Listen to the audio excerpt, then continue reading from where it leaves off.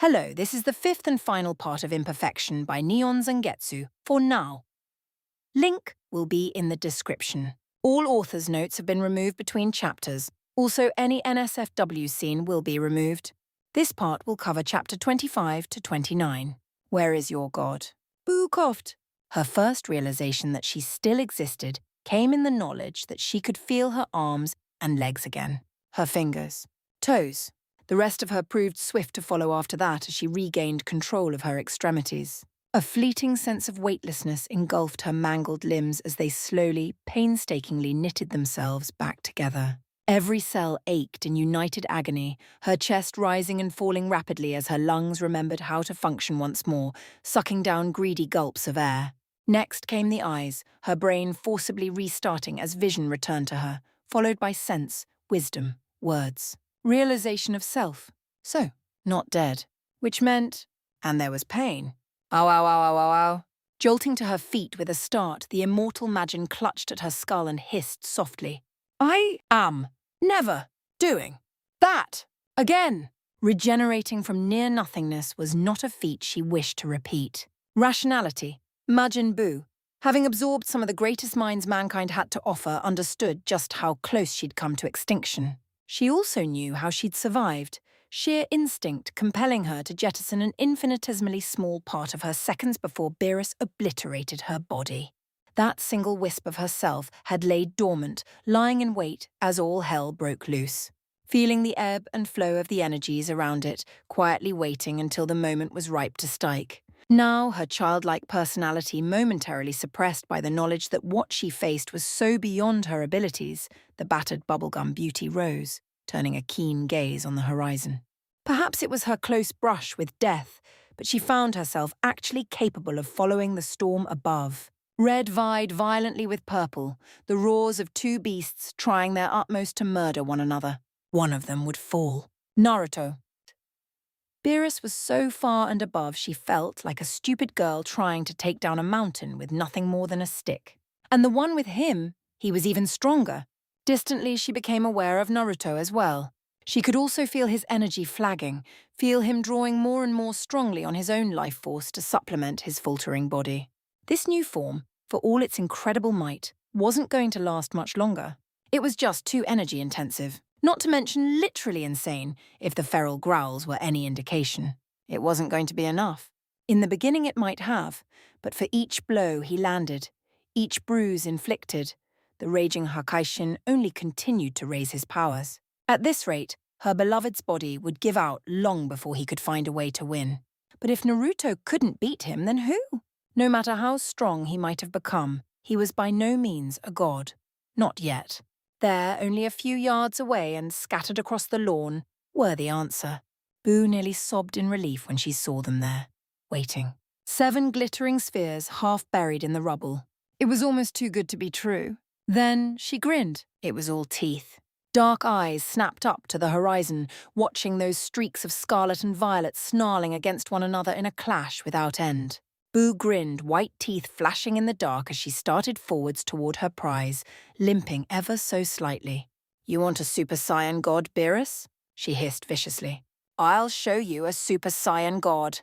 With that, she set about gathering and preparing the Dragon Balls for what was to come. Naruto just needed to hand in there a little while longer now, somehow, some way.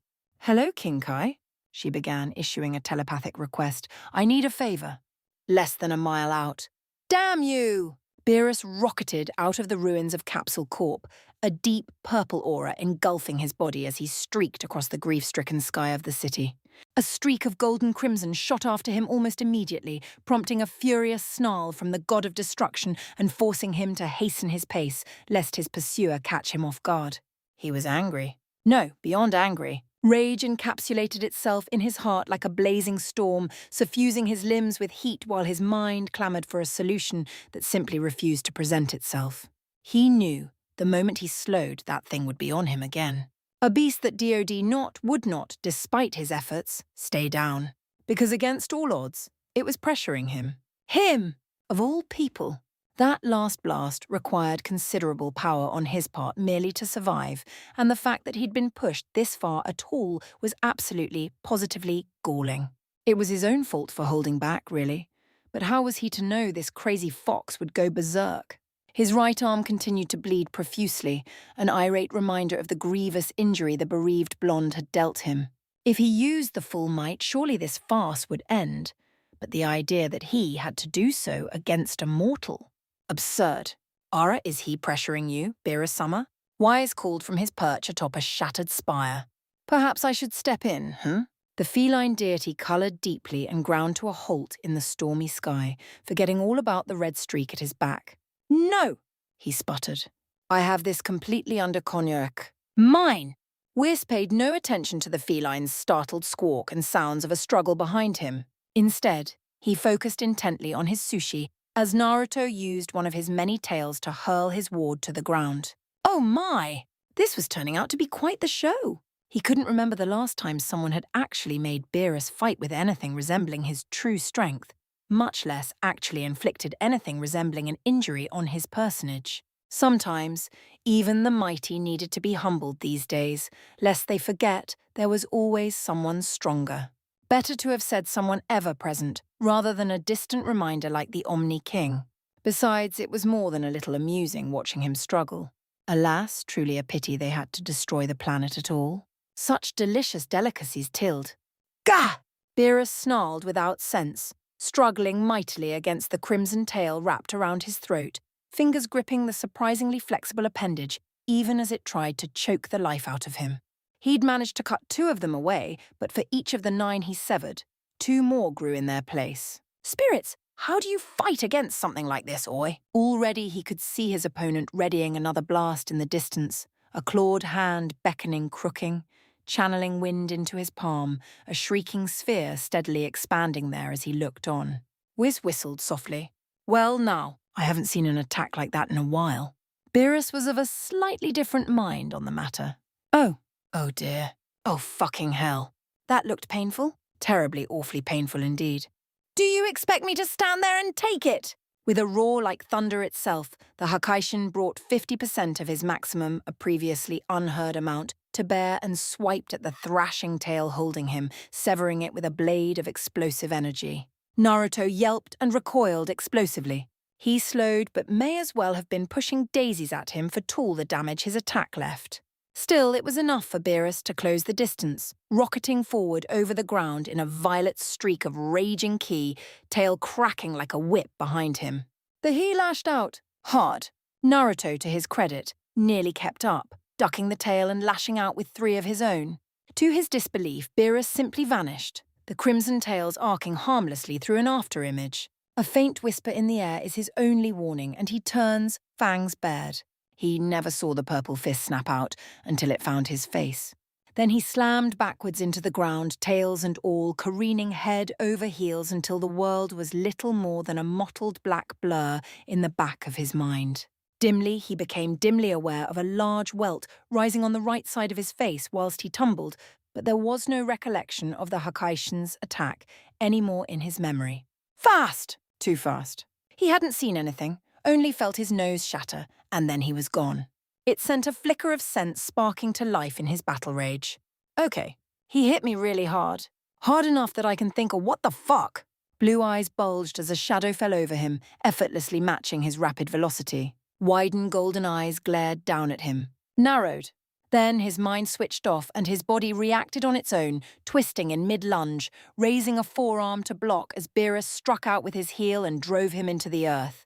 Soil snarled angrily at his back, yet the true pain came not from that impact, but from his left shoulder. For a fleeting moment, he was almost able to bite his tongue, ride out the wave. Pain, pain, pain, pain, pain, pain, blinding agony. Urts make it stop. Flesh and skin are pulverized by the blow, bone mangled and twisted, unable to withstand the force, unable to function any longer. His shoulder, what's left of it, is barely hanging on at all. Little more than a tenderized piece of meat attached to him by a ragged strip of flesh. Dead flesh. It won't heal in time.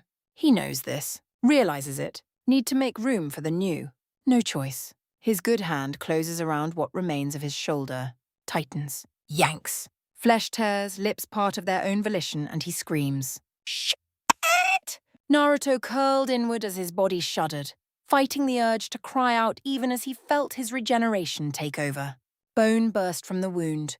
Followed Beerus snapped into existence again and would have taken his head if not for the tails. 9 furry, muscled appendages moved of their own will to protect their master, forming a cocoon of warm energy between him and the furious god of destruction.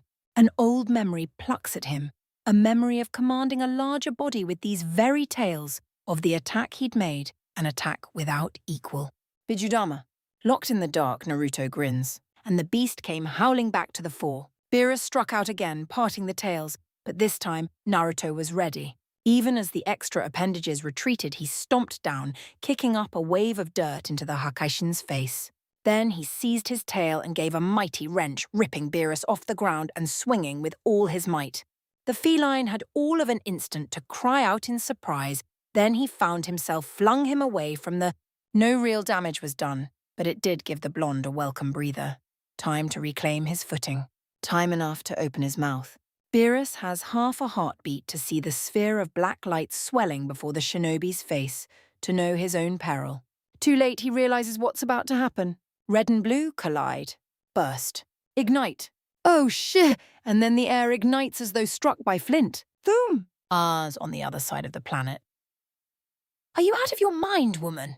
Silently, she wondered if Naruto would be angry if she turned Vegeta into candy. Probably best not to risk it. But was she truly out of her gourd? Majin Buu actually wondered about that. In theory, she shouldn't have a mind at the moment, yet somehow she still retained all the overwhelming knowledge and wisdom of everyone she'd ever absorbed, even after being blasted apart. It also begged the question of her newfound strength. She wasn't a Saiyan by any stretch of the imagination, so why was she stronger after being blasted to atoms and reforming? They were clear on the other side of the planet, and she could still feel the battle. That last explosion just now had been particularly menacing, and, as she was the only one who could actually sense what was going on, it hadn't been difficult to convince the others to follow her in this, except for a certainly prickly vegetable. Vegeta. Vegetabile. Meh. Semantics. Shaking off her childish humor, the Majin returned her attention to the 7 shining spheres at her feet. Naruto had always told her she defaulted to jokes in time of stress. Perhaps he was right. She didn't know how else to be. As a Majin, she was a being of pure emotion, dark and light tangled up inside her like a twisted, gnarled root. It wasn't in her nature to plan, yet she'd done so anyway. All thoughts of facing Beerus head-on were eradicated by the memory of her near death. She never wanted to come that close again. For a fleeting instant, she'd actually known oblivion, and if this failed, she would know oblivion once more.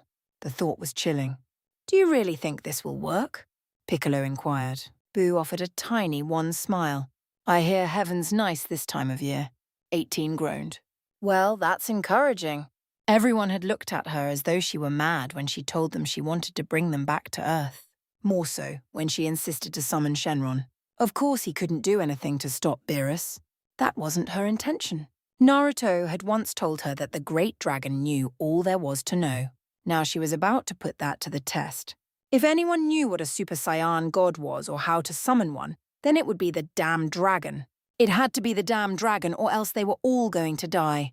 Part 2 of her mad little plan consisted of ferreting Goku and Broly a surprisingly good combination. That to Namek to gather the Namekian Dragon Balls. Just in case the much-vaunted Porunga knew anything. And hey, having an extra 3 wishes could only come in handy. Never hurt to put your eggs in more than one basket these days. Hello? Hello? A sharp, nasally voice interjected itself into her thoughts. "Is this thing on? Are you there, Boo?" "Yes, King Kai, and as I told you, I prefer lamp," she replied, touching a finger to her head. "All set on your end?" "Yep, Goku and Broly just finished gathering the balls. We're about to start the summoning." "Great!" The Majin beamed. "Be ready on my signal, Big Blue. For the love of me, stop calling me that." "What?" A frown. "Why?" "Because it stinks." "Hey, my nicknames are awesome." "Just ask Big Green." Piccolo made a choking sound. A distant quake answered, followed by a roar heard round the world. "No more. I am done playing," Samui swore.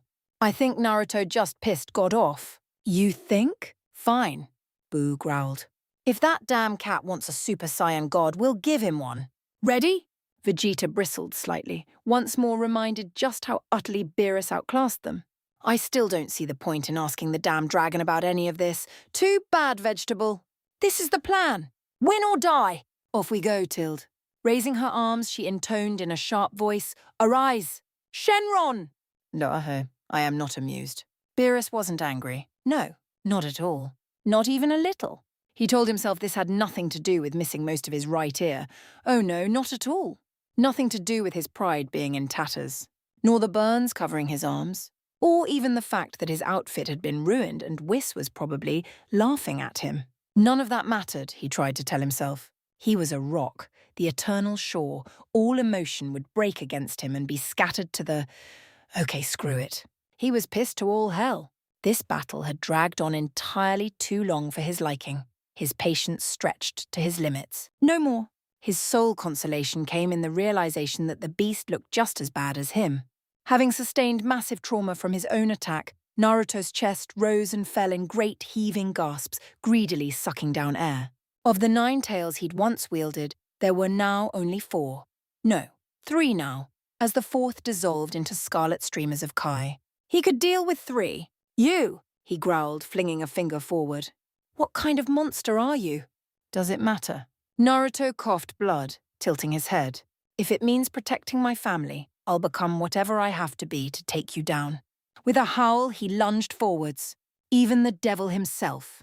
Well said. The beast he'd long since stopped thinking of this scion as anything remotely human, roared at him and batted his hand aside before thundering a fist home into Beerus's cheek.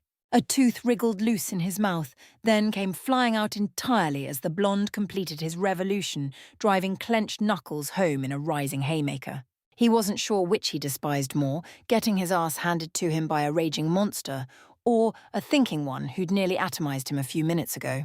And yet, despite all that, in spite of his injuries, his power still continued to rise the longer they fought. What manner of mad potential did he have to absorb that world of power into his body? This is getting far too dangerous. I have to end him. Now. Naruto kicked off first, lunging across the ruined earth to strike at him. Leading with a hand, Beerus swatted his assault aside and struck out with his tail, only for the bond to drop flat against the soil and lash out with both legs, scissoring him off the ground. Beerus slapped a hand against the rubble, even as felt his world spin, saw the blade of ki arching up to meet his exposed limb, the hammer fist swinging down at his head. 2 decisions present themselves, neither appealing in their decision. Move and risk a potentially crippling blow, or stay and sacrifice part of his arm. Lose a limb. To this beast? Something snapped. No more! I am done playing! Black skies lightning all around them as the deity roared. Neither noticed. The full might of his aura flung Naruto away, denying the blonde a chance for his crippling blow. When Naruto bounded at him again, Beerus lashed out with nothing less than his full might. Nothing was held back. His heel smashed through the blonde's guard, paving the way for taut fingers to surge forward, fingers clenched in a taut point of pain. It proved more than enough. Delivering the decisive blow through the blonde's chest, he twisted the limb, driving it inward until it speared out the man's back in a shower of torn flesh and bone. Almost immediately he was rewarded with a gasp and a wet squelching sound, followed by a rather startling lack of blood. Odd. Didn't mortals bleed? He distinctly remembered them bleeding. So why wasn't the beast bleeding? Naruto flashed a bloodied grin up at him then, eyes narrowing to pale violet slits. Firm fingers closed around his arm, holding fast. You know, Naruto drawled, pausing to give a hacking cough, Earthlings have a saying. Turnabout is fair play. Poof. Beerus had all of an instant to realize he was currently holding a clone made of little more than smoke. Which meant, that cheeky little dick waffle. A horrible shriek burst into his ears a heartbeat later. Say what you would about Beerus, but he really knew how to appreciate a technique. There was a certain finesse to it all, rather than just throwing blasts around like a madman. When you were a god, you learned to appreciate the finer things, the greatest of delicacies, the strongest of moves, that was close. Really close. Actually, way too close. Then the Rasen Shuriken hit him head-on. Ow, Tilda! Raw agony, the like of which he'd never known, ripped through the god of destruction's body. paralyzing him as he came under attack from every angle. His very existence rejected the assault so utterly that his mind threatened to shut down. This attack was a god-killer. He could think of nothing else to describe it. Something that attacked you on the cellular level. A move meant to wipe you out so utterly that you'll be little more than a stain by the end of the day. Already he can feel himself breaking, falling apart. Ara, I think that's quite enough. And then Whis was simply there, interposing himself into the raging blast, batting it away from Beerus with a contemptuous backhand.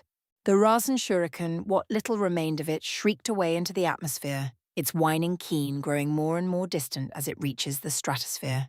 Then, finally, just before it cleared Earth altogether, boom! Naruto balked, watching the distant explosion obliterate the clouds. How did you… No, none of that. Whis didn't even have to move. A glance was all it took, and a torrent of blood answered him. Then his transformation fell apart. He'd held it for the most fleeting of moments. He brushed that other world of power with his fingertips and marveled at it. Perhaps it was the blood he'd accidentally ingested, that small pound of flesh he'd ripped from Beerus's arm in a fit of rage. This was the realm he'd sensed during his deepest meditations, a strength he'd never known. For a heartbeat, he'd actually tapped into it. Then the power guttered out inside of him all at once, obliterating energy, mortal and divine both, leaving his body feeling hollow, heart hammering and his lungs burning. His entire body screamed at him, united in an agonizing singular pain so intense that it nearly blinded him. When the rush of heat subsided, he found himself on his hands and knees, choking on nothing. His body dry-heaved, depositing the remains of what had once been his lunch in a messy heap on the floor, even as he convulsed. "What the hell?" he rasped. "Not now. Don't give out on me now." He soon found he had other concerns. "I can't stop, have to beat him." That was all he managed before he vomited blood and collapsed. Blue eyes glowered up at Beerus, despite his body's inability to move. "Well," Whis blinked. "This has been interesting. Shall we finish up, Lord Beerus?" Beerus bristled. I know. Geez, don't rush me." The god of destruction raised a hand in turn. "Sorry, but I'll be destroying your planet now. No hard feelings, I trust." Naruto's only response was a growl. "Damn it!" Beerus understood his plight. The seething inferno of fire in his heart had long since cooled, frozen into a glacial berg of cold respect. He hated that he'd been made a fool, but there was also admiration. For a fleeting instant there, at the end, he'd been forced to use all of his might. And even then, the blonde had managed to trick him, nearly getting a finishing blow. For that, at least, he would grant him a quick and painless death. Him, and then this planet. Then he'd get his mangled ear and tail patched up. Then he would move on. It was for the best. All right, then. A dark sphere of purple ki roared to life in his hand, ready to end all. "Stop!" Incredulous, Beerus actually complied. Golden eyes turned towards the source of the voice. Blinked. Once. Twice. 3 times. Then they narrowed. Strange. Hadn't he killed her? The Hakaishin found himself staring at someone who should by rights be dead. What was her name again? Ah, Boo! The infuriating woman who had denied him his delectable dairy treat. Yes, he distinctly remembered smashing her to atoms when she refused to give him pudding. The thought still irritated him beyond words. Ah! Pudding! This was all her fault. He'd never know the glorious deliciousness of it because of her. Perhaps he ought to destroy her again for that, just to teach her a lesson. "And why should I?" he called back. Boo grinned merrily. "Here." With a lazy flick of the wrist, she tossed something at him. At first he half expected a Kai blast, but no. A small cup landed in his hand instead, complete with a silver spoon. So fascinated was he by it that he almost failed to notice a blue blur shoot past his foot and snatch up Naruto. Meh, didn't matter. He'd die soon enough. Still, his curiosity was piqued. A pudding cup? Why in blazes were they giving him this? Did they really think the promise of food would be enough to dissuade him? "Go ahead," Boo called back. "Try it. You won't be disappointed." Reluctantly, he complied, peeling back the wrapper and dipping his spoon into the soft, gelatinous substance. Gently, he scooped it up and placed it in his mouth. Tasted it. Swallowed. Golden eyes bulged as a delectable sensation flooded his tongue, filling his mouth with delicious tild. He devoured the rest greedily, only to find that it refilled itself the moment his spoon hairs lifted to his teeth. Gaping, "It doesn't run out! What sorcery is this?" "Good," she nodded, antennae bobbing. "Hope you like it. We wasted a wish on that." Whis frowned thoughtfully. "Wait, wish? So, are you going to leave now?" Boo inquired. "I'm afraid not." Beerus frowned. "I've come too far to simply leave after this. Thanks for the pudding, though." Half-heartedly, he palmed her ever-refilling cup to Whis and raised his hand once more. "I'll be destroying you again now. Count yourself lucky." Surprisingly, the Majin grinned at that. "Plan B, then. God of Destruction." It was all teeth. "Meet our Super Saiyan god." Beerus stiffened sharply. "Hey, tilde E." A soft snap of instant movement alerted the Hakaishin of Whiss's retreat. That and the newfound presence looming directly behind him. In the next instant, a burning red aura engulfed his vision. A divine aura. A godly aura. That was enough to excite him by itself, but the raw power he felt emanating from the man tempered his expectations somewhat. He was looking at a great giant of a man, a being who eclipsed him in size many times in sheer muscle mass and stature. Someone he distinctly remembered tossing aside as though they were no more than an ant. But this was no ant. This was a god. In the end, only 2 words came to mind, but he couldn't bring himself to speak them. Broly painstakingly cracked his knuckles and grinned, red eyes gleaming. "Hello, little man." "I've blundered."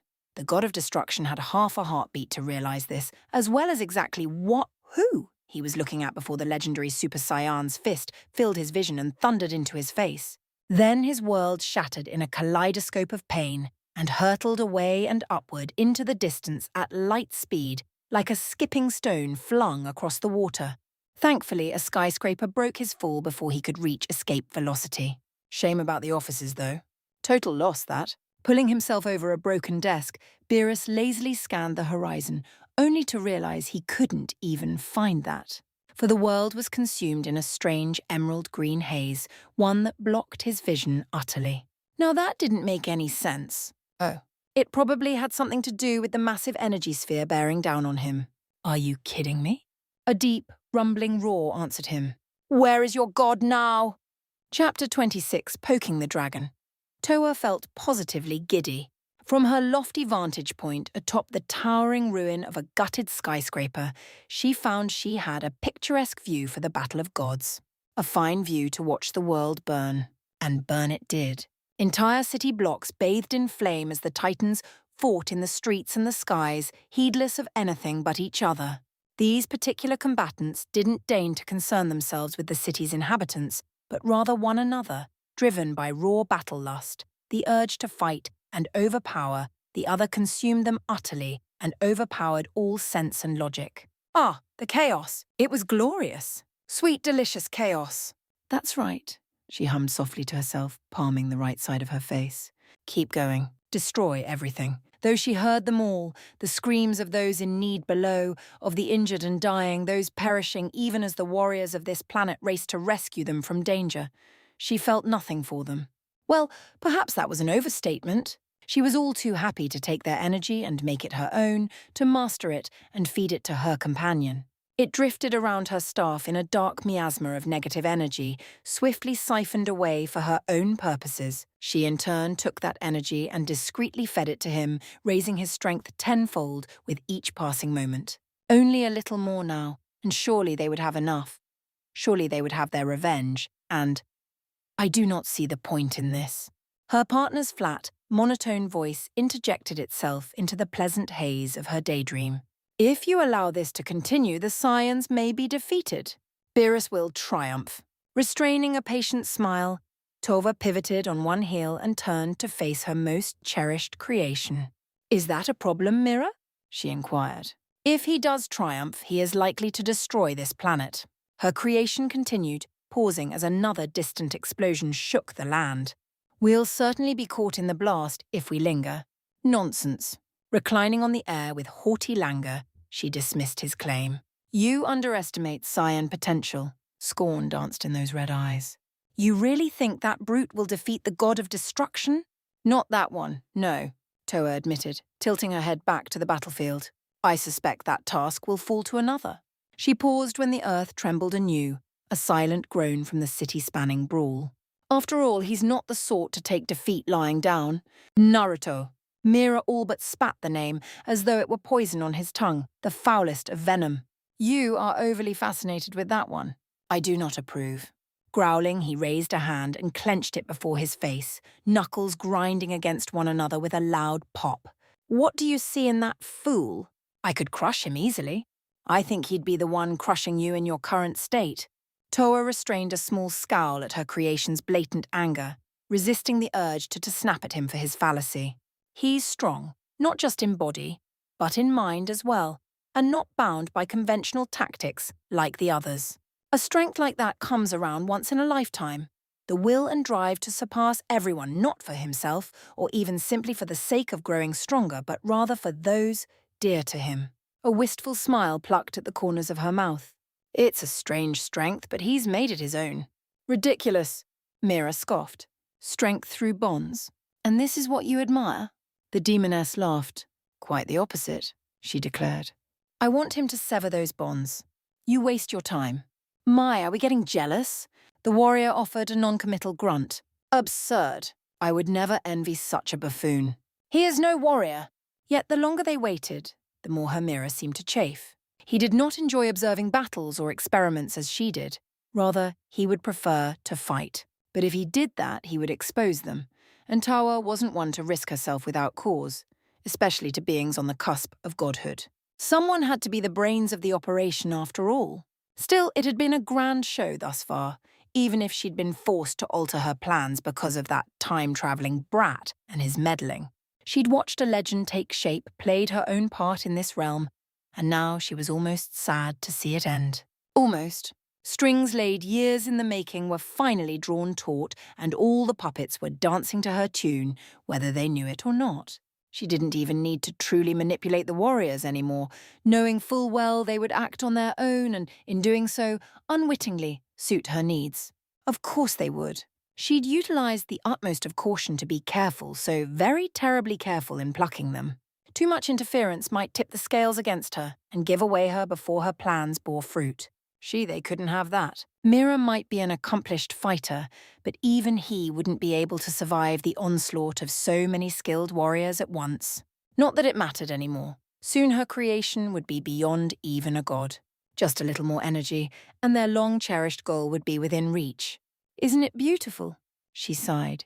If this keeps up, we'll have more than enough energy to revive the demon realm. Is that truly our goal? Mira groused, folding both arms before his broad chest. You seem far more interested in the fares of these mortals. Don't be absurd. Naruto's a pleasant distraction, that's all. I'm interested in furthering his growth. Her creation scowled. I didn't say his name. Tawa blinked, realizing she'd spoken aloud. Regardless. Huffing, she returned her attention to the battle below. We have work to do. As you say. Struggling to focus, the pale-haired woman returned her attention to the two massive sources of ki. Judging by the mad laughter, those two fools were still enjoying themselves. It was a pity she couldn't affect them. For now, gods were well and truly beyond the realm of her control. Not for much longer. Every change to history, no matter how slight, gave them the energy they needed to accomplish her goals. While she didn't garner much by allowing them to act on their own, the sheer volume of change over the span of more than a decade had proven more than enough, and when events weren't changed to her liking, when history threatened to buck her desired outcome, she took steps. A subtle nudge here, a prod there. To show herself was folly, one she'd learned long ago. Better to act from the shadows. After all, the timeline history itself dictated that Goku would become the Super Saiyan God in this era. But he hadn't yet, all because of a certain blonde. Thanks to that one, there had been a great many changes indeed. At first she'd been baffled by it, him, and the circumstances surrounding his. What had possessed Dr. Jiro to pursue the continued existence of a being long since dead? How had he successfully managed to revive him, albeit imperfectly at all? There were still so many questions, but she'd long since declared them irrelevant. They didn't matter. What did matter, however, was the end result. That single event had set off a chain reaction of sorts, triggering a domino effect that eventually drew her attention to this world. A reality apart from that singular timeline where all of this had first begun, a multiverse both connected and disconnected to what one might call canon events as a whole, and all because of one person. Cell's untimely end at the hands of that very someone. Bojack's annihilation by Vegeta. Bow's rampage cut short. Broly, the legendary Super Saiyan, battling the god of destruction even now. So many changes to history, and with each one her fascination grew. Here was someone who'd once been nothing, the weakest of all. Yet, through sheer strength and perseverance, he'd risen through the ranks to prove even the greatest fighters wrong. He just needed a push. Naruto, he was on the cusp of becoming something great. Not an android, not a human, not a Saiyan, nor even a god. Something more. Something glorious. She wasn't sure what, the prospect excited her regardless. She'd seen his capacity for cruelty in combat, peered into the darkest depths of his heart and seen the beast within. He might pretend to be good and pure. He might even fool himself into thinking that he was, but the truth was known to her. His true nature betrayed him. He'd been born into an era of war and strife, and even after his unlikely return from the dead at the hands of a madman, that darkness hadn't diminished. That he held it at bay through sheer force of will was something to applaud. Unlike Mira, for all his strength and fortitude, her creation didn't seem to understand his limitations, what he was missing. He might be one of the strongest beings to exist in his era, but he lacked something, a key component that other fighters did not. An iron will, spirit, a soul. He did not have a goal to strive toward beyond becoming stronger. He did not possess that indomitable drive, that sheer force of being that would make others allies and enemies alike, follow him to the ends of the universe. All he had was power, nothing else. And why should he? A fighter was all she'd meant him to be, and perhaps she'd made him too well. Yes, he still had his uses for now, and his strength was necessary to achieve her goals. But then what? His infatuation and blatant jealousy were beginning to become bothersome. She would need to be rid of him, and soon. Naruto, however, she just needed to sever his bonds for him, and then he'd truly become something glorious. Not just a pawn or even an ally, but a partner. And to think her initial plan was to kill him outright? What a fool she had been. This mortal took his body to the brink against Beerus, pushed himself to the breaking point, and then even further beyond. This power, if nurtured properly, could bring the very universe to its knees. And he held it back, knowingly limited his power, prevented himself from giving in for fear of what he would become. Unacceptable. He was destined for greatness. He knew it. Toa knew it. He just had to acknowledge it, here now in his weakest moment. His defenses lowered, his body broken, she struck. Humming softly to herself, the sly demon hefted her staff. Concentrating, she thrust it outwards toward a ruined building. Sure enough, she felt him there, his exhausted Kai little more than a flicker in her mind's eye. Boo was present as well, no doubt trying to tend to his wound and render him fit to fight again. They couldn't have that now, could they? She felt rather than saw Mira's frown. "What are you doing?" Toa sneered. "You'll see." Tethers of ebony energy gathered at the weapon's razor tip, beading like droplets of dark water. As her brow furrowed, the ink-coloured condensation began to coalesce around her, bending to her will as she forced it to do her bidding. All the negative energy she'd gathered only served to strengthen the sinister spells, enhance it to its utmost limits. It made Babidi's paltry magic seem a mere child's trick by comparison. Reaching into the blonde's pishe, she bypassed his broken defenses and penetrated into the very heart of his being. A single command was uttered, imperious with weight. "Arise." A heartbeat later in the ruins of Capsule Corp. "Arise." Naruto Uzumaki opened his eyes. What? The first realization that he'd survived came when his mind stirred and he was finally able to lift those heavy lids, if only slightly. Let alone breathe, though it emerged as little more than a pained hiss snaking between clenched teeth. Then came the pain. Now that he wasn't in imminent danger of demise, his body decided to tell him it had had just about enough of his antics. He ached in every bone, every muscle, every single cell united in raw primal agony as he lay upon the broken ground. He struggled to remember where he was, why he had fallen, why everything hurt. Strength slowly flooded his every pore, a not-so-subtle reminder of the vicious beating he'd received, but this surpassed that somehow. He was dimly aware that someone was holding him, cradling his head in their lap, but his vision betrayed him. Everything was a riot of colour, a writhing mess of pastels, not unlike that of a mad artist's easel. Gradually, a bright pink interposed itself over his vision at long last, lending him just a touch of incredulity. Thus, Naruto blinked. Once, twice, 3 times. Boo! Pearly white teeth flashed in the gloom. Hey! Don't you hey! He broke off into a bloody hacking cough. Me? You are dead! Beerus, I saw you die! I got better, she chirped. You were vaporized! He missed a piece. Seriously? Yup, Tilda. Undaunted by his brief bout of incredulity, the Majin leaned forward and placed a chaste kiss upon his forehead, nuzzling his face. Naruto coloured indignantly, but once more found himself powerless to move, despite the healing energies flooding into his broken body. In the end, he simply settled for laying still after all. Not that he had much of a choice in the matter. It wasn't as if he'd be going anywhere anytime soon in this sorry state. A thorn of confusion pricked at him and held him back, however. Still, how had he gotten here? Don't you remember? The strange woman's voice tugged at him again, lending him another burst of fell strength. Whis interrupted. He knocked you out and denied you your victory. A pity. A part of him burned at the reminder. Who are you? Why are you in my head?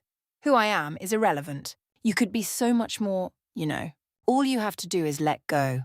Embrace your power. Then you'll be able to crush all who stand before you. It was all he could do just to lift his head. Tried that. Didn't work. I lost, remember?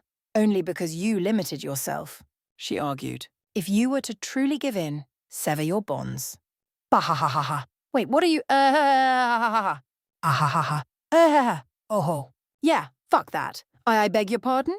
For the first time since she'd infiltrated his mind, the demoness sounded almost uncertain after his mad bout of laughter. Good.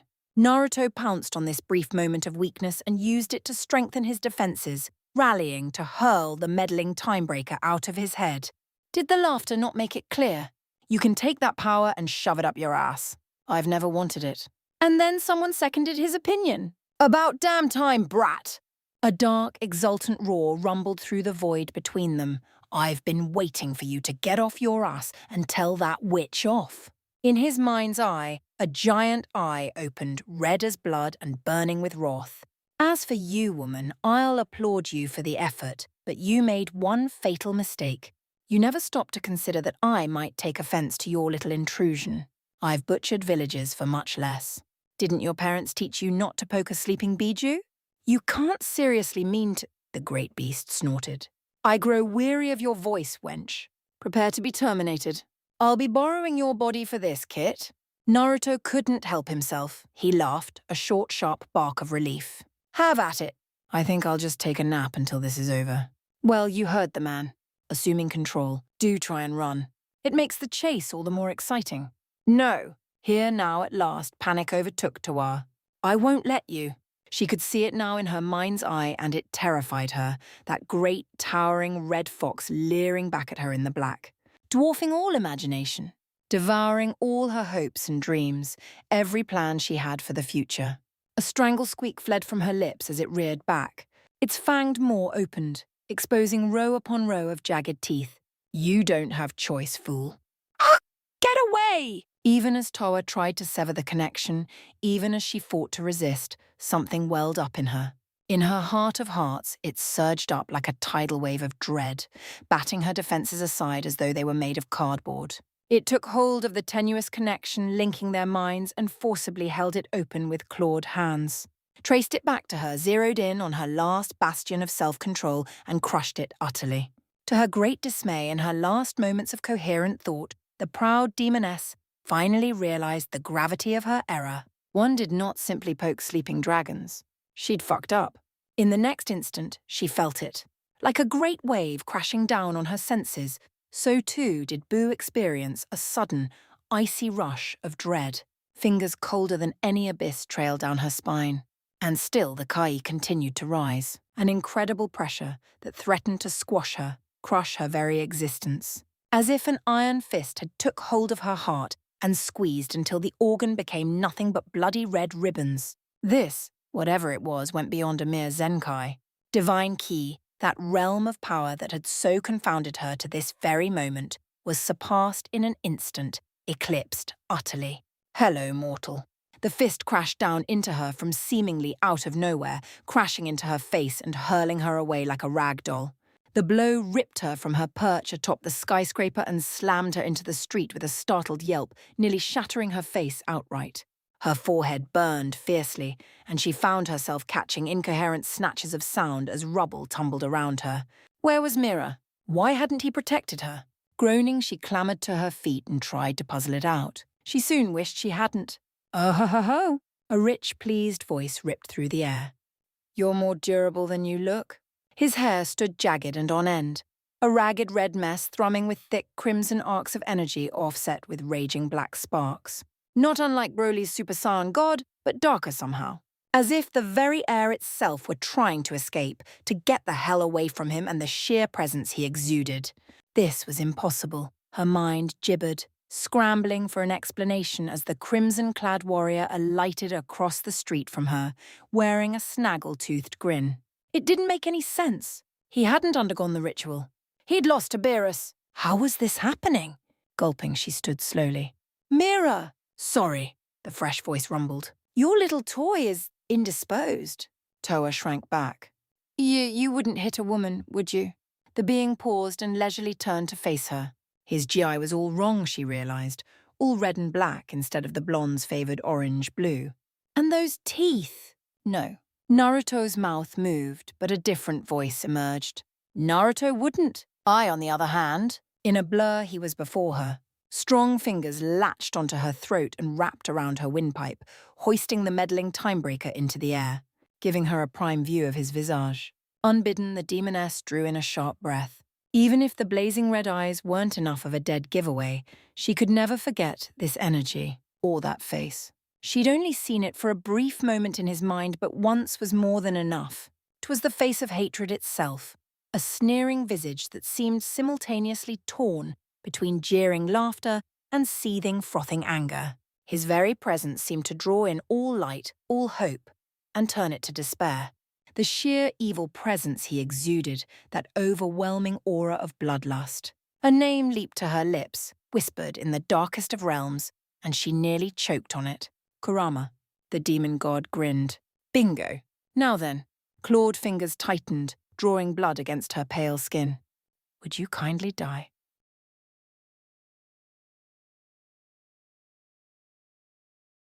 Chapter 27. Gods and Demons. I've blundered. This single thought summed up the entirety of Toa's existence as she stared into the abyss. Today the abyss stared back. What's wrong, sweetheart? Naruto thundered. You look like you've seen a ghost. His GI was all wrong, she realized. All red and black instead of the blonde's favored orange-blue. And those teeth! Even his hair had changed. The once flaxen spikes now stood jagged on end, a ragged red mess thrumming with wild crimson arcs of energy offset with raging black sparks. Not unlike that of a Super Saiyan god, but darker somehow. As if the very air itself were trying to escape, to get the hell away from him and the sheer presence he exuded. This was impossible, her mind gibbered, scrambling for an explanation as the crimson-clad warrior alighted across the street from her wearing a snaggle-toothed grin. It didn't make any sense. He hadn't undergone the ritual. He'd lost to Beerus. How was this happening? Her hand tightened around her staff, clenched knuckles turning a bloodless white. No, no, no, no, no, no, no. Incredulous at her failure, she stamped upon the ground again and again, great fractures crisscrossing the street with every stomp. This is impossible. Unacceptable. Absurd.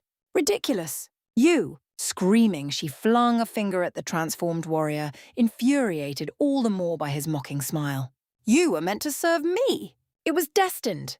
She didn't expect him to outright laugh in her face. Or, did I hurt the Whittle girl's feelings? Damn you! Her palm snapped, cradling a crimson sphere of ki, up only to pierce empty air. Over here. A knee drove into the small of Toa's back and sent her world spinning, hurling her away into the air. She scarcely had an instant to comprehend her abrupt departure from gravity before a hardened elbow hammered down on her head, sending her shrieking to the earth at blinding speeds. Unable to properly compensate in time, the demoness, could only think to protect her face as she struck the street. Regardless, the raw shock of the impact knocked her senseless instead.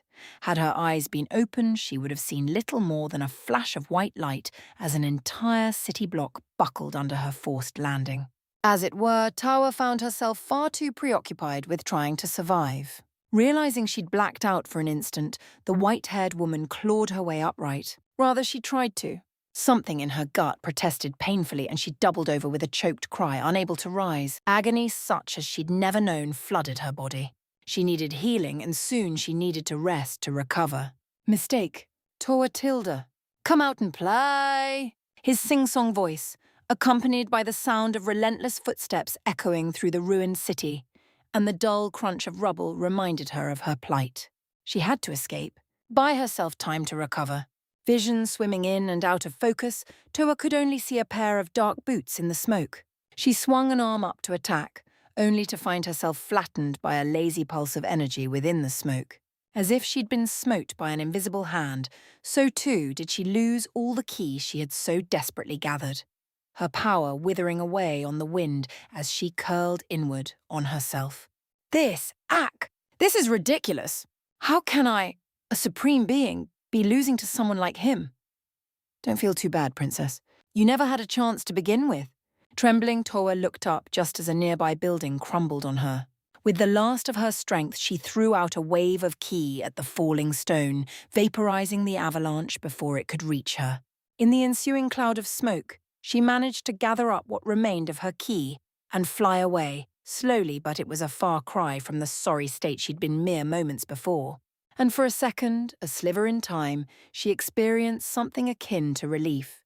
Clearly she'd erred by trying to turn the blonde to her side, but such mistakes were to be expected. What mattered was this. She was still alive. As long as she survived, she could find a way out, she could escape, she could... Rasen Shuriken. The assault caught Toa completely unawares, the shrieking sphere snarling out of the sky to slam headlong into her unprotected back with all the fury of 1,000 suns. Fire blazed along her spine, punctuated by a sudden lack of sensation, then it was past, hurtling up into the heavens. It took her all of 3 seconds to realize why she no longer felt her legs. Shock set in swiftly, numbing her thoughts as she tumbled aimlessly to the ground. It didn't even occur to her that she should have perished on impact, that the wound had been cauterized by the intense heat. All she saw was her lower torso spinning away from her. Oh, well, that was unfortunate. She didn't even realize she'd struck the ground until someone pressed a boot to her head. Only then did reality and the pain come rushing back in a roaring red tide. She wasn't sure how long or loud she screamed, only that eventually she could cry no more and her voice had abandoned her. And there, silhouetted against the flames of the burning ruins, her tormentor leered back at her, death incarnate. Powerless to move as he took anew before her, his face mere inches from hers. Yo, sharpened teeth flashed in the dim light. Looks like you fell to pieces on me. Toa grit her teeth. Spare me your quips, you impudent. Oh, that'll cost you. His foot cannoned in her face with a cruel crunch and Toa felt her nose crumple alongside several of her teeth. The demoness groaned and spat blood. There had been considerably less power in that kick than the last one. Why? The answer proved painfully obvious. Like a confident hunter, he'd chosen to take his time with his prey. Of course he was toying with her. It served no other purpose than one of manifest cruelty. He wanted to make her suffer, to break her, torment her as she'd done to him. And she'd unleashed that in him through no other fault but her own. She refused to be die in such a way. I refuse to accept this. It was never your fate to have such power. Naruto cracked a small smile. Hate to break it to you, princess, but I say fuck fate and damn destiny. In case you haven't noticed by now, a scarred hand rose, clenching into a tight, sparking fist. The brat and I aren't all that fond of manipulation, yours or anyone else's. We forge our own path. Still, knowing or not, you've helped us reach a new plateau. For that, at least, I feel we owe you something. Thanks to your impudence, this idiot will be able to protect his family for years to come. Here, have another taste. His hand arced out and embedded itself in what remained of her stomach, doubling her over. Ugh! Oh-ho! Got a rib that time? Keep this up and you won't last much longer. Stop, please! Gee, let me think about no! You tried to make me kill my family.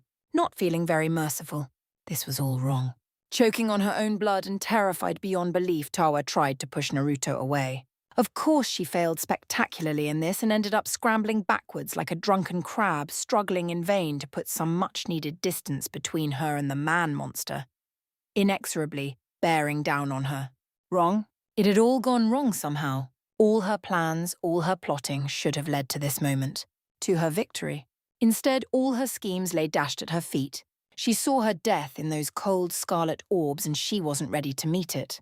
The idea that this moment only to be dashed at the last instant. She had to escape, had to flee, had to find her legs and… Mira! She called to the skies. Help me! Silence answered. A pit of dread opened in her gut. Mira? Sorry, Naruto's fresh voice rumbled. Your little toy is indisposed. What? See for yourself. As if summoned by that very thought, her silent servant sailed through a nearby building with a thunderous crash. Toa watched, helplessly spellbound as the man spun end over end, trading blow with none other than Majin Buu herself. And losing at that. No, surely she must be seeing things. It had to be the blood loss. But no, even as she looked on, he took a mighty blow to the head and staggered. Then another, and another still. No, impossible. He was the ultimate warrior, a peerless fighter beyond compare. He was invincible. No one could defeat him. So how? Boo! Naruto called to the distant figure, distorted voice echoing oddly within his aura. You can stop playing with him now. Time to wrap things up. I've got a treat for you over here once you're done. Red eyes burned black. Good. Then she bounded at Mira, laughing like a demented child. What? Mira started in surprise, as the gelatinous woman he'd been fighting abruptly lunged for him all at once, dissolving into a thick mire that instantly tried to consume him. Instinctively, he lashed out with his fist, thinking to destroy it as he would any other enemy. This was a natural instinct for the artificial warrior, and such a tactic would have worked against anyone else. Anyone, save Buu. As he soon learned when the cloying goop gave way and clung to his outstretched arm, swarming up his wrist. He immediately tried to tear at with his other hand. Unfortunately, in doing so, he only tangled himself all the more. Oh, he's gone and pissed her off. What is this? Growling, he thrashed at the bubblegum-like substance, but to no avail. For every movement, the thick goop only clung to him all the more. Fool woman! Release me! Fight fairly. For all his struggles, he only entangled himself ever further, his cries growing more and more enraged. What was this foul substance? Why couldn't he remove it? Roaring in frustration, Mira flared his aura. To no avail. Buu simply clung to him with dogged tenacity, refusing to be dislodged despite his struggles. With each passing moment, she sapped still more of his strength, draining him of ki as though he were a leaky sieve. He found he barely had the strength to struggle now. Everything was fading, growing darker. No, not like this. Did I mention Buu can absorb people? Naruto addressed Mira's faintly struggling form, raising his voice to be heard over her creations as screams. For all your knowledge of history, you've never seen it in person, have you? I'm told it's a horrible experience. You won't die, but you'll never see the light of day again. Your power will be added to hers, so I suppose you'll be of some use after all. That's cheating! Toa wailed. You were supposed to fight him. Was I? Naruto Kurama tilted his head, pretending to consider her words. Sorry, I've always been a ninja first and a Saiyan second. Ninja don't fight fair. They see an opening. They seize it. Speaking of seizing, Toa shrank back as the full weight of that gaze fell on her. No, wait. Zip. A flicker of motion and he was upon her. You wouldn't kill a woman, would you? The being paused and leisurely looked down at her. No. Naruto's mouth moved, but again a different voice emerged. Naruto wouldn't. I, on the other hand. Strong fingers latched onto her throat and wrapped around her windpipe, hoisting the meddling timebreaker into the air, giving her a prime view of his visage. Unbidden, the demoness drew in a sharp breath. Even if the blazing red eyes weren't enough of a dead giveaway, she could never forget this energy, or that face. She'd only seen it for a brief moment in his mind, but once was more than enough. It was the face of hatred itself, a sneering visage that seemed simultaneously torn between jeering laughter and seething, frothing anger. His very presence seemed to draw in all light, all hope, and turn it to despair. The sheer evil presence he exuded, that overwhelming aura of bloodlust. A name leaped to her lips, whispered in the darkest of realms, and she nearly choked on it. Kurama. The demon god grinned. Bingo. Now then. Clawed fingers tightened, drawing blood against her pale skin. Would you kindly die? An ugly flower of panic bloomed in Toa's heart, wrapping hideous roots of dread around her lungs. No, she wasn't ready to die. There was still so much she wanted to do. The idea of being snuffed out now, just when things were getting interesting, when she could manipulate so much, it galled her. She was too beautiful to die. Too important. Yet her beauty had been sullied, her much-vaunted power stripped away. Words were all that was left to her, all she retained, and in desperation, she plied them now. Stop! She clutched at this coat, pleading. I'll serve you. Do whatever you wish. Just don't take my life. Naruto cocked his head, considering. Is that so? Yes. I'll do anything. Good. I'm so glad you understand. A light of hope dared to dawn within Toa's heart. Oh, thank you! She collapsed, sobbing. 1,000 times thank you. I swear you won't regret this. She never saw Boo move. Little more than a gelatinous puddle after absorbing Mira, she'd not yet taken physical form. Rather, she'd crept low upon the ground. As such, Toa failed to realize her peril until it was too late. The moment she felt the alien entity latch onto what had once been her legs, however, she understood what Naruto intended for her.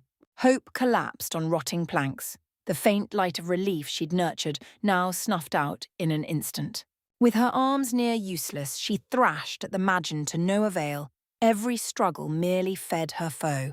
At full strength, she might well have escaped and lived to fight another day, but now, wild and frantic, wholly desperate, she turned her eyes back to Naruto, cursing him with her very last breath. There was no pity to be had in that demon's icy gaze, not the slightest hint of emotion beheld within. What? No, she cried. Damn you! You can't do this to me!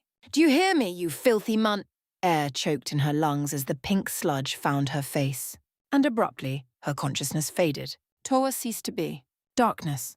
Chapter 28. Spectre of the Future. Now our story shifts. I bet you thought my old man won somehow, didn't you? Just imagine it, Toa and Mira thwarted, Beerus, the terrible destroyer, felled by a strange alliance of once enemies turned allies turned friends. A mighty god usurped by mere mortals. Oh, the gall, the absolute shame of it all. It would have been a tale for the ages, a ballad sung across the universes. Unfortunately, they're called gods for a reason, and they aren't overthrown easily. I speak in the plural because I know now what they didn't then. There isn't just one god. There are many, many more, each more powerful than the last. Above those dauntless gods stand their almighty attendants, the angels. And above them, something you can't even begin to fathom. Isn't ironic? By challenging No, by surviving Beerus, they unknowingly attracted the attention of others like him. And in doing so, they began a chain reaction that would one day turn the very cradle of existence on its head. Ah, but that's a story for another time. In all honesty, I can't point to the exact moment when it happened. To truly understand how it came to that, I'd have to go back in time again and ask him. Doing that might create another timeline like before. Or worse. No, I won't resort to that option unless I have absolutely no choice. Trunks and I can handle this. I want to believe we can. Perhaps that's my pride talking. Ironic, isn't it? It was pride that compelled me to try and change the past. Instead, I created another era. One in which everyone survived. Somehow I changed things. They're alive thanks to me. I still don't know much about Pops. Everything was such a blur back then. Never had time to ask. By the time it occurred to me, it was already too late. With Mom gone, there's no one left to ask anymore, and I'm forced to make my own assumptions. He seemed strange, wild, silly, yet at the same time somehow sad. I don't know how to describe him. I'd like to think I inherited my courage from him. Family always came first with him, come hell or high water. Knowing that, I'm sure he had a good reason for what he did. They say scions thrive on adversity. I think that's nonsense. If your loved ones were threatened, wouldn't you fight? If their every existence stood at risk, wouldn't you give your all to make sure they survived? To protect them? Even if doing so meant risking your own. Me? Of course I'd fight. Wound it we all? Would you? Ernie. Power. Unlimited power. With an exultant giggle, Majin Buu threw her head back and loosed a mighty shout to the world. Summoned by the power of her voice alone, a storm arose, dark clouds gathering over the ruined city. Rain lashed at the burning buildings like a whip, dousing the raging fires within. As swiftly as it had begun, so too did it vanish, banished by the sheer force behind her voice. She only laughed all the harder. Unlike her previous incarnations, this scream wasn't one of spite, wrath, or anger, for that matter. It wasn't even a challenge to their enemies. Nor was it a warning. Simply put, it was a cry of joy, pure unadulterated glee. That said, glee threatened to shake the very earth apart and destroy the planet was utterly inconsequential to Naruto. As he saw it, Boo had earned the right to gloat. This victory wouldn't have been possible without her. In the blink of an eye, she'd turned the tables on their enemies while simultaneously banishing them from death and the subsequent risk of resurrection that came with it. In doing so, she'd eliminated Mira and Towa, forever. That she'd gained their combined powers was only to be expected. Quite the boost at that. She deserved to savor their triumph. Still, he wasn't about to let her accidentally destroy the earth in her excitement, however. Because the battle wasn't over yet. He could still sense Beerus, but the once burning inferno that was Broly had fallen silent. Would the two of them be enough? He could only hope. Troublesome. All right, he called, raising his voice to be heard over the howling wind. Oi, Boo? Honey, that's enough! To his mild amusement, she actually listened. Whip. Her head snapped towards him with such force that he nearly found himself backhanded by the whiplash of her antennae. Instinct compelled him to duck at the last moment, lest he be flattened. A rush of air heralded the accidental blow, cutting through a ravaged building as though it were naught but butter. Even as he straightened up from the motion, Boo was already in motion. As he looked on, she flickered forward, vaulted a shattered car between them and leaped into his arms. More aptly onto him. Oomph! Breath burst out of the blonde's lungs as the sheer force of Boo's tackle smashed him against the ground and briefly kept going, driving a deep furrow into the ruined street. A pair of pink hands slammed down against his shoulders as her legs locked around his waist, pinning him into place with startling ferocity. Oi, what the— Boo didn't answer. Instead, she welded her lips to his. The unexpected but very welcome kiss warmed his blood like lava glow, set his senses blazing. She moaned at his touch, her tongue plying at his lips, and for a fleeting moment, Naruto allowed himself to relax, to revel in the knowledge that she was still alive. That he was alive. Despite all the madness they'd been through, or perhaps in spite of it, they were still kicking. But what of the others? With that, he came back to his senses. Righting himself, he hooked both hands beneath her legs and climbed to his feet, drawing the reluctant bubblegum woman with him. In that instant, he saw how she'd changed. One had but to look down to see the extent of the changes. Her blouse had vanished, replaced by a strange black-red vest that seemed more hybridization of Tawa rather than Mira, if only in that it revealed far more than it concealed, while still retaining the white trousers she so favored. Her face seemed softer somehow, yet stern. Those once pink eyes now simmered a steely grey. She stood a head taller, her very body seemingly trembling, perhaps in an effort to contain her overwhelming might. Yet she remained calm. There was something else about her. Something new. He couldn't quite put his finger on it. In the end, he didn't have to. I feel unbelievable, Kai welling up inside of me. Unaware of his concern, Boo beamed a delighted grin up at him, practically wiggling in place as her aura raged around her wildly. This is incredible! Why didn't you let me do this sooner? Naruto arched an eyebrow. Easy there, Sparky. Sparky? The blonde levered a lone finger in her direction. Only then did she notice the sparks. Oh, she exclaimed. Sorry. Frowning, she tamped down her aura with an effort and extinguished the raging red light. It abated with a soft sigh, leaving them in silence once more. No, not silence. Naruto could still hear them, the cries of the injured, of the weak, of the dying. Innocent bystanders caught up in the chaos. Their chaos. His chaos. Was it wrong that he empathized with them? He'd destroyed their lives. Dragon Balls or no, the events of today wouldn't be so easily forgotten by the people of Earth. Unless he wished it so. But wasn't that unfair? To simply wish all his troubles away? To not take responsibility? Aggravated, he silently blew out a breath. Hell, I bet I could even absorb Beerus now. At that, Boo's declaration finally snapped the whiskered warrior back to reality. Rounding on his companion, he seized her by the shoulders and gave her a vicious shake. "Absolutely not!" he roared. "Do you hear me? Not allowed. I'll never forgive you if you try something like that." The intensity of his reply must have startled Boo, for she physically wilted beneath his gaze. "Why are you so angry?" "Because you're not thinking." To Naruto, the very idea was anathema.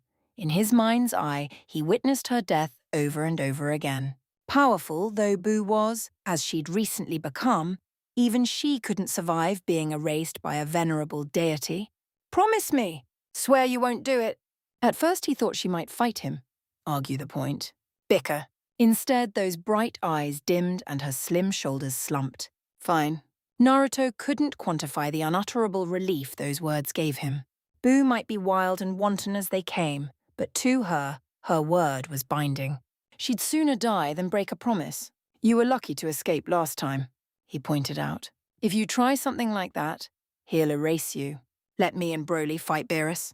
An eyebrow ridge rose, and here I thought scions were honorable. Pride? Honor? What did those mean to a ninja? Nothing. Naruto disdained them, despised them. He'd had his fill of pride against Cell. He'd seen what honor earned you when he'd confronted Jiro's machinations. No, pride and honor meant nothing when you, the enemy, stood before you. Victory was the only thing that mattered. Be it through strategy or numbers or even cheap attacks. Victory was all. You couldn't protect your loved ones if you were dead. Couldn't hold those you loved. No, he had given up on the notion of pride and fairness long ago. If that made him a bastard in the eyes of his fellows, then so be it. A ninja knows nothing but victory. All right, you've made your point. But Boo fixed him with an arch look, planting a hand on her slender hip. "In exchange, I wish to reopen our last discussion." The blonde blinked. "And what would be?" "I already told you. I want a baby." "Clever, clever girl."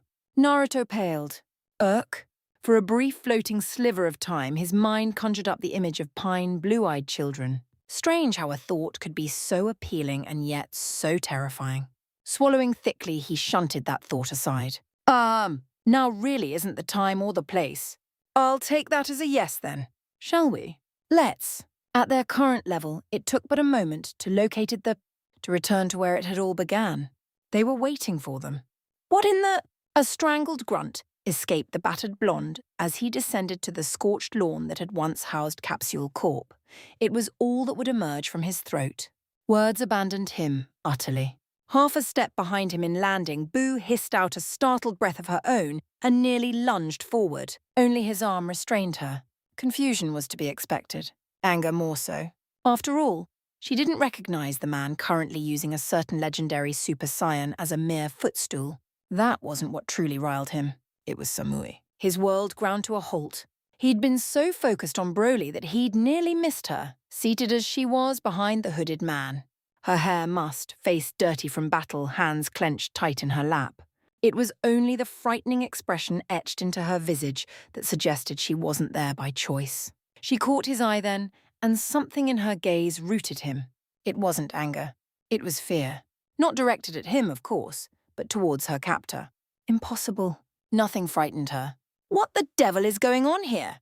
As if to add insult to injury, both Beerus and Whis were present as well, having laid claim to one of the few untouched tables beside the hooded man and his seething captives. Presently the former was laying into a dish of sushi with almost bestial aplomb. If he was at all aware of their arrival, he did little to show it. The latter, however, "There you are." Whis's head inclined toward him. "You've kept us waiting." How?" Against his better judgment, the blonde's hand snapped upright. "Let go of them!" Now, the stranger interjected abruptly, that deep, resonating striking a chord in the enraged blonde. "There's no need for violence." "Don't." Kurama hissed a warning. "Even I won't be able to put you back together if you're erased." Against one of them, he might well have escaped. Two, perhaps, with Boo's help. But three?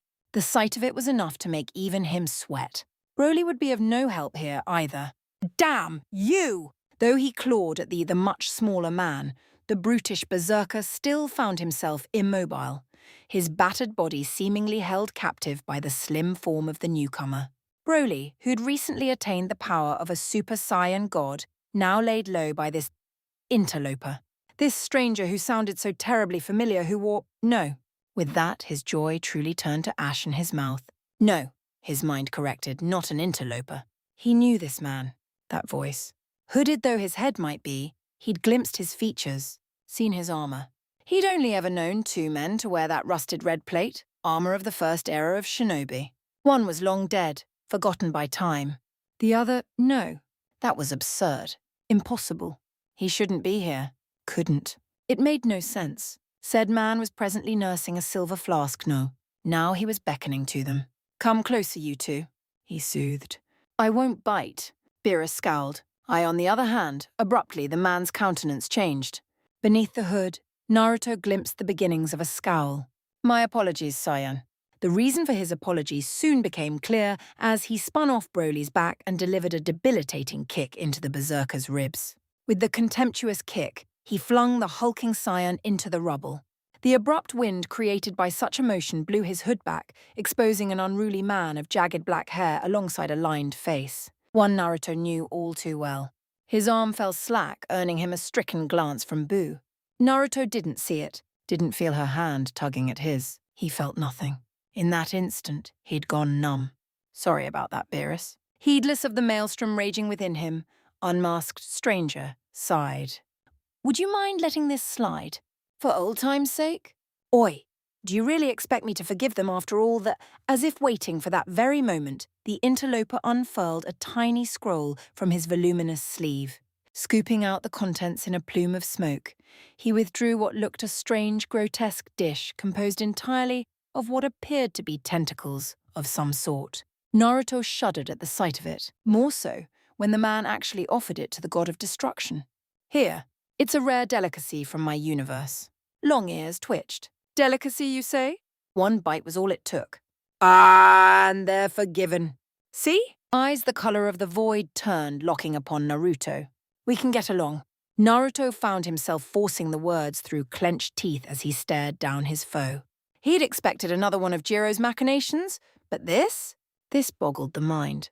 This man had quite literally stepped in to prevent them from being destroyed on the spot, so on one hand, he felt he owed him some gratitude. Unfortunately, said gratitude paled now that he recognized their unlikely ally. Samui did as well, and looked to be all but shaking with rage, longing to launch herself at him and drive her hand through his heart. Naruto was nearly of the same mind. You bastard! How the hell did you become a god? You're supposed to be dead! Uchiha Madara paused, tilted his head, and knocked back another shot from his flask. Only then did he speak to them. Dead? Scarred shoulders rolled in an exaggerated shrug. I got over that ages ago. Had to kill an annoying mouse to get this position, but it's a pretty nice gig, all things considered. He paused, assessing them.